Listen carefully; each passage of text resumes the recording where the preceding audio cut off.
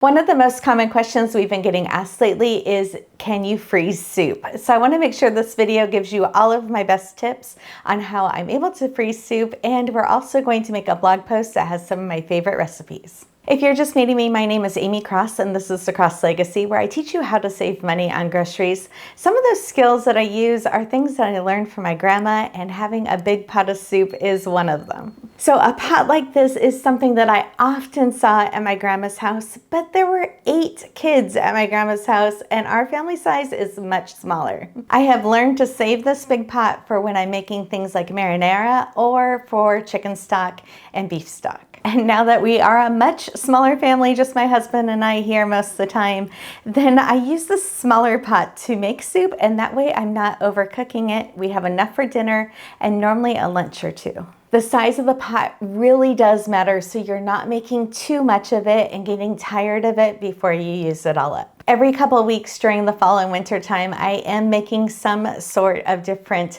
stock, either chicken stock, turkey stock, beef stock, or vegetable stock. And I make sure to use that in this large pot because I use it so much in my cooking, and I know that I'm going to be using it up. Also, one time a year, sometimes two, I will make a huge batch of marinara sauce, and that is where these large pots come in really handy. Now, I do know I could throw enough things in this huge pot to make beef stew or chili and to make it stretch out for a really long time, but we are going to get tired of that chili before we eat all of the jars of it. Once a week or so during the fall and winter time, I am making a new soup, and then I make it in the smaller pot. And most of the time, those are things that freeze really well, and then we can pull them out for different lunches. However you're going to freeze soup, it is really important that you cool it down to fridge temperatures first. So make sure that you put the soup in the refrigerator overnight, either in the container that you're going to freeze in or in another smaller, not hot container. My 2 favorite ways of freezing soup is either using super cubes that I either use the 1 or 2 cup size portions, and then also in jars. We just put up a video on the channel talking about all the ways to freeze in jars and what sizes I use to make sure that you don't crack your jar. I love freezing in the super cubes because you can just toss this in your pot still frozen and you don't have to wait for it to defrost, especially when you're doing things like broth-based soups. I'm gonna hold the empty jar because it's not too cold and my hands aren't freezing.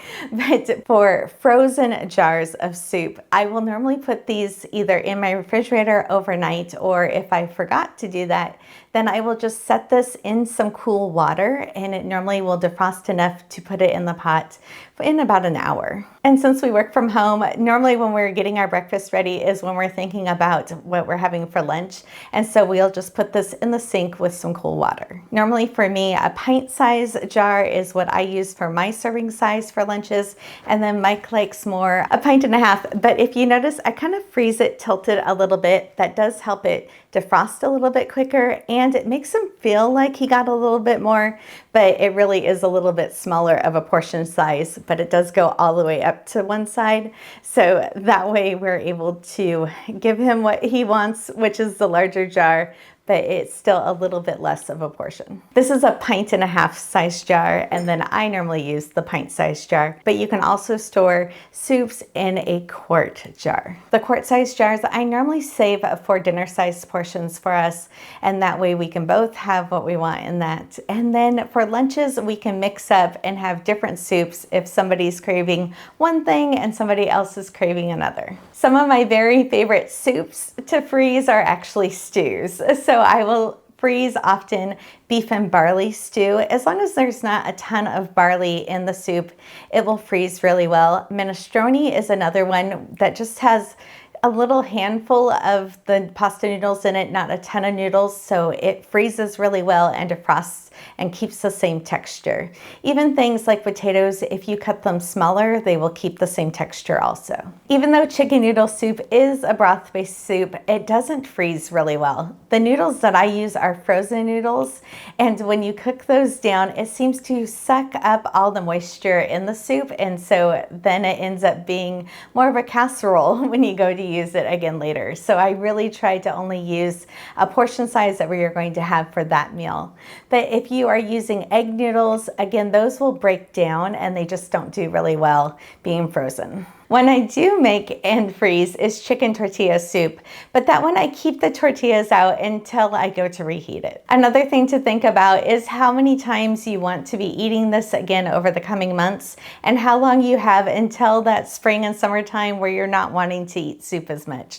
So I make larger quantities earlier in the fall, and as we go into January and February, I start making smaller quantities or less often. I kind of think of our meal plans as two different seasons for the year. We have fall and winter meals and then spring and summer. So by the time we get to Easter and the springtime, I'm trying to use up all of the fall and winter meals that I have in the freezer so we can restock and think about things for the summertime.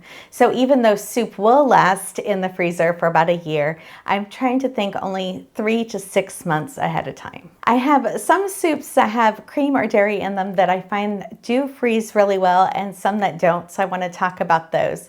I find when I make homemade tomato soup and I'm adding heavy cream to that and blending it in, it seems to defrost just fine. I also make this butternut squash soup that has some cream in it, and that one too I am blending up, and it seems like when it defrosts, it just defrosts really nicely and everything is really smooth. I do make a zuppa toscana soup every year around Christmas time especially, but that one I have found does not freeze very well. So I really have found that the ones that you are blending together with an immersion blender with cream or milk in them, those do better than a dairy-based soup. We were kind of laughing that I don't have a written recipe for my vegetable soup or beef and barley soup because I'm kind of like my grandma and just would use up anything that I had on hand. It is a great way to stretch things that you have available and make sure that you have meals that you can feed your family. And I love having a warm pot of soup on the stove, but know that when you're making way too much, it's not always a good thing. If you're looking for more soup recipes, we are going to link some of these in the description that we have recipes for,